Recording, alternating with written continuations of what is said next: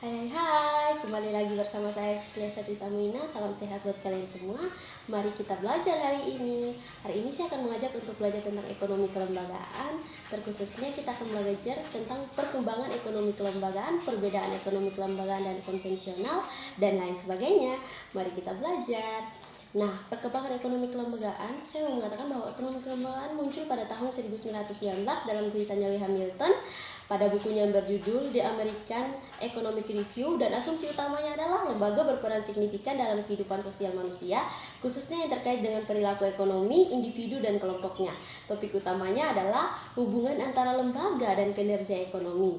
Gagasan utama adalah kegiatan ekonomi sebagai salah satu disiplin ilmu sosial harus memperhitungkan kelembagaan dan mempelajarinya sebagai aspek yang bersifat endogen bukan eksogen. Nah, ekonomi kelembagaan mencoba memasukkan isu-isu kelembagaan dan perubahan kelembagaan ke dalam teori-teori ekonomi. Nah, upaya ini untuk memperluas konsep perilaku manusia dalam ilmu ekonomi untuk mencakup faktor-faktor neoekonomi atau maksud saya non-ekonomi seperti keterbatasan informasi, sosial institusi yang di dalamnya terdapat nilai, kebiasaan, dan rutinitas yang mempengaruhi biaya produksi dan transaksi dalam ekonomi. Upaya ini dianggap membuat teori ekonomi menjadi lebih realistis. Nah, selanjutnya ada kritik terhadap asumsi perilaku manusia dalam ekonomi neoklasik, di mana realitas ekonomi dalam masyarakat sangat kompleks sehingga kurang dapat dijelaskan oleh asumsi yang disederhanakan. Nah, selanjutnya kita akan menjelaskan perbedaan ekonomi kelembagaan dan ekonomi konvensional yang terdiri dari 6 aspek. Aspek yang pertama yaitu pelaku ekonomi atau aktor. Dalam ekonomi konvensional mengatakan pelaku ekonomi adalah individu yang menitik beratkan pada utilitarianisme, dan pelaku ekonomi adalah individu yang bebas nilai atau steril. Sedangkan ekonomi kelembagaan mengatakan pelaku ekonomi adalah individu yang terdiri dari individu yang terdiri dari masyarakat dan kelembagaan, dan pelaku ekonomi ditempatkan sebagai entitas yang dikonstruksi secara sosial.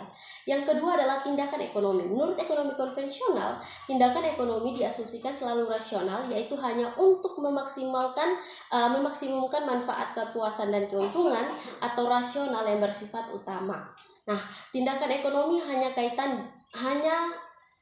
kaitan antara selera dan harga atau jasa, tidak mengenal konsep kekuasaan. Ekonomi kelembagaan mengatakan bahwa tindakan ekonomi mencakup beberapa kemungkinan, yaitu rasional, tradisional, spekulatif rasional hanya sebagai salah satu variabel, dan tindakan ekonomi mengandung makna yang perlu dikonstruksi secara historis dan diungkap secara empiris, dan mengakomodir konsep kekuasaan yang dapat menjadi penentu dalam hal pengambilan keputusan.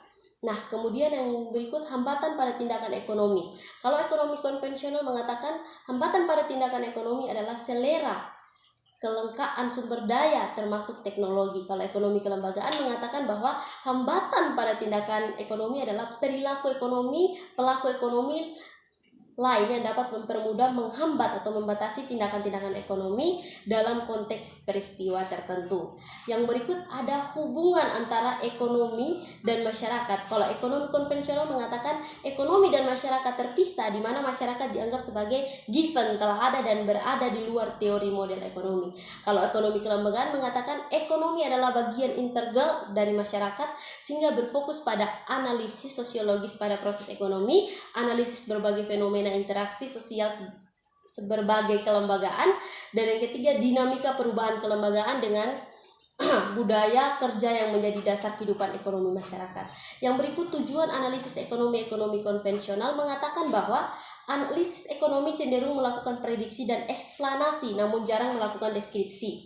Analisis ekonomi dilakukan dengan penentuan variabel dan hubungan antara variabel tersebut sehingga menghasilkan model.